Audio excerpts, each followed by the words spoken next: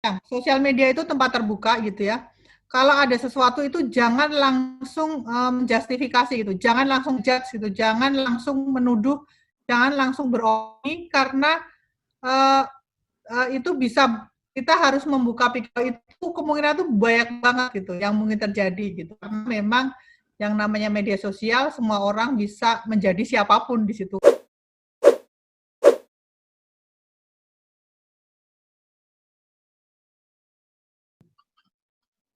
Jadi kayak sebenarnya influencer itu juga buzzer ya Kak. Ketika dia atau seleb itu sebenarnya juga buzzer karena kan dia mendengungkan isu-isu tertentu. Cuman kalau influencer atau selebgram itu kan emang followernya banyak. Ya nggak perlu bot bisa memancing reaksi publik untuk ikut mendukung, kemudian sama-sama bikin buzz dengan isu yang sama gitu. Masa online ya, masa virtual. Dan itu bisa siapa aja loh. Nggak, kalau misalnya ya, kita ngomong zaman dulu. Kalau kita mengerahkan massa kan biasanya orang-orang yang misalnya punya ormas, atau orang yang punya uh, kuasa, atau orang yang punya karisma tinggi, atau punya duit banyak gitu ya. Kalau di online mah enggak mas, kamu pakai robot tuh, ada yang murah kok 5 juta bisa, 2 juta bisa. Jadi sebenarnya kalau kita mau bilang cyber army, ya nggak army-army amat sih. Iya. Karena kan banyak yang, dan itu banyak banget yang bisa bikinin kayak gitu. Oke. Memang dia tahu persis misalnya, kan sebenarnya secara digital forensik bisa dilihat sih misalnya siapa yang menciptakan bot itu, terus akun-akun itu kemana larinya gitu, memang sih ada beberapa yang bisa di tracking gitu ya, si pembuat-pembuat akun itu.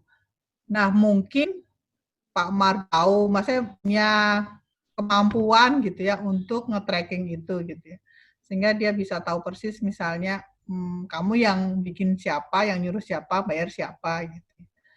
Uh, tapi sebenarnya kalau kita ngomong media sosial kan platform terbuka ya. Jadi siapapun bisa menunggangi isu apapun gitu loh. Kayak misalnya Pak Mardigu, mungkin awalnya yang nyerang adalah orang-orang yang keberatan atas kritiknya. Tapi misalnya ada orang yang secara personal nggak suka sama dia, ikut nimpalin, ya bisa aja kan gitu. Karena itu kan area terbuka ya. Sama kayak demonstran itu kenapa kalau demo mereka dikasih tali, ini kan supaya nggak ada penyusup, nggak ada penunggang liar gitu. Nah celakanya di media sosial dibegitukan, apapun bisa ditunggangin, apapun bisa ada penumpang-penumpang liar yang masuk, yang mau ikut ngompol, mungkin agendanya berbeda gitu misalnya, itu mungkin terjadi sih gitu. Jadi kalau saya sih nggak berani menyimpulkan misalnya, oh ini si A nih gitu. Karena begitu di medsos itu menjadi perang terbuka sih. Siapa aja bisa nyerang saya misalnya gitu. Sosial media itu tempat terbuka gitu ya. Kalau ada sesuatu itu jangan langsung menjustifikasi gitu, jangan langsung judge gitu, jangan langsung menuduh, jangan langsung beropini karena uh, itu bisa kita harus membuka pikiran itu kemungkinan itu banyak banget gitu yang mungkin terjadi gitu. Karena memang yang namanya media sosial semua orang bisa menjadi siapapun di situ kan. Yang kedua sebenarnya kita nggak usah, kunci paling utama di sosmed itu tuh jangan pernah ikut-ikutan apa yang jadi rame gitu ya, atau baper gitu, atau bahkan yang diserang pun sebenarnya nggak usah terlalu itu masukin ke hati gitu ya. Lihat dulu deh, tenangin dulu, baca dulu yang baik gitu ya.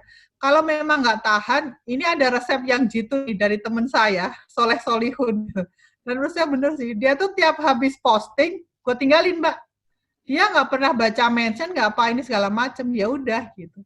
Buat dia kan karena semua yang komentar itu ya asal komen aja sih gitu, kadang nggak mikir, kadang nggak ini gitu kan. Jadi ya udah gitu. Nah, jadi kalau kita awam di medsos atau sebenarnya tapi nggak boleh awam-awam banget sih. Karena media sosial itu hutan belantara, minimal tuh kita harus punya perlengkapan untuk masuk hutan supaya nggak tersesat, supaya nggak dimakan harimau gitu.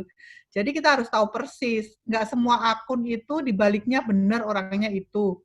Fotonya itu pun belum tentu orangnya sesuai fotonya. Terus banyak banget akun-akun ternak yang bisa dibikin dalam waktu sekejap, jumlahnya ribuan.